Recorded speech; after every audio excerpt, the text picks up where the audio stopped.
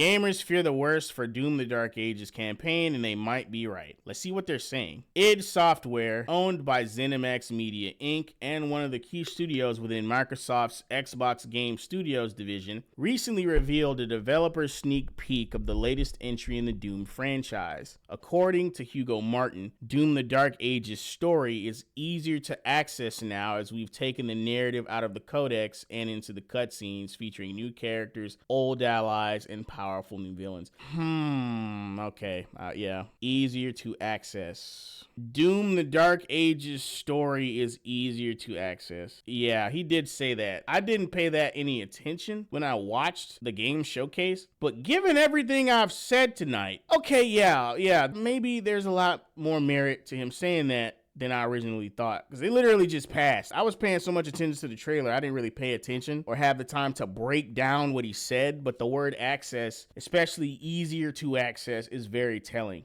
Gamers over social media, particularly X, have dissected every bit of id Software's segment during the latest Xbox Developer Direct, which took place on January 23rd this year. Some of them have expressed concern about the game's introduction of a female character with peculiar masculine features. Some others have focused on the introduction of accessibility features in Doom the Dark Ages, while others have pointed out that Doom's story mode may be the perfect vehicle for a bait and switch strategy. I didn't even know this was a thing. There was a character with man jaw. Didn't know that. Oh, new gay and trans characters. Didn't know that. I didn't know this much was released about the game's story. I saw this, the accessibility sliders thing. I saw that. That's the only thing I fucking saw. It's easy to dismiss these concerns as mere exaggerations and snowflake complaints. This was the entire point of me covering what I covered tonight. Yeah. Everyone has been dismissing all of the complaints as this. Pretty much conjecture. However, reflecting upon the cause for these concerns shines valuable insights that may validate gamer fears. Studios under the Xbox Game Studios label have continuously been exposed for promoting leftist agendas. This is also correct. I didn't even know this was a studio under Xbox. Did they buy studios in association with Doom? I had no idea. The recent reports that have come out regarding Obsidian and Compulsion Games culture, where the use of pronouns is enforced in internal comms while prioritizing liberal agendas over conservative points of view, strengthen the argument that id Software may have also been subjected to these draconian practices. As it has evidenced over the past year with the Sweet Baby Inc. scandal, DEI consultants have the most influence over storylines and character designs. That's why Doom the Dark Ages' focus on story seems suspicious to the conservative gamer. I'm not even gonna lie to you. I hate that so much of this culture war shit has become political, because the vast majority of people pointing shit like this out aren't even conservative.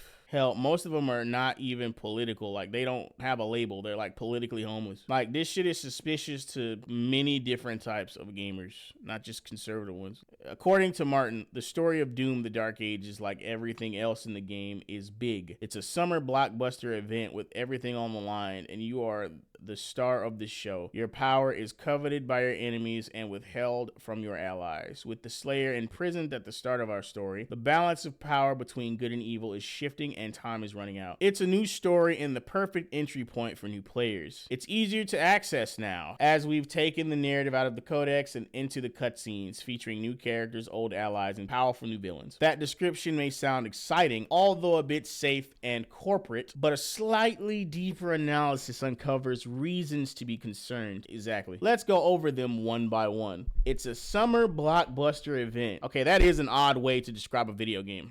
Video games are not movies. Hollywood isn't necessarily at a peak right now, both in terms of revenue and cultural impact. Gamers are aware of how Hollywood has devolved into a factory of woke propaganda over the past decade. Therefore, comparing Doom's story to a summer blockbuster event may not be the kind of comparison gamers expect. Well, even without all the woke shit, I don't want a game to be compared to a summer blockbuster event. That's like one of the last things in recent years I would ever want a game to be compared to. Let's not forget the fact that treating movies as events, just like the MCU did at the end of the last decade, is just an excuse to turn a piece of entertainment into a glorified trailer. You are the star of the show. There's a case to be made about the RPGification of Western entertainment, which may have resulted in a net negative overall due to the influence of DEI consultants. When contemporary studios use the word you at the center of the story. Gamers have reasons to be worried about any injection of DEI content, such as pronouns or progressive decisions, as evidenced by games such as Starfield, BioWare's Dragon Age The Veilguard, and the upcoming Avowed,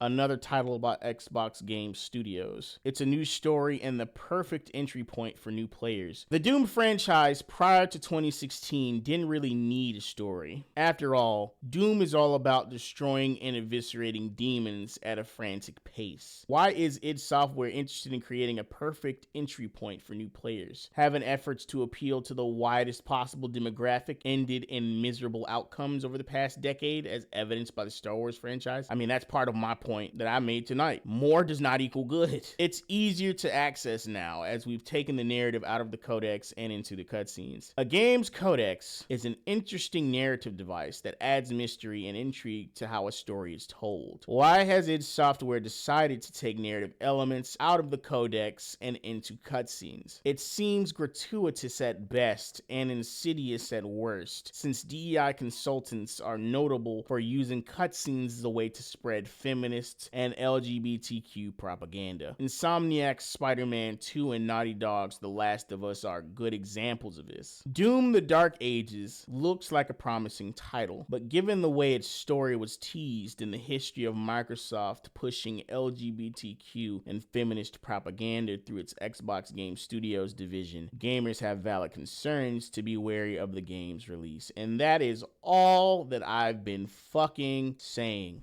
That's it. We don't know anything. Sure, you can say that. Whatever. This is not enough to go off of. Stop acting like people's concerns are not founded. Because they fucking are. They are well founded. Some of us don't have fucking short memories.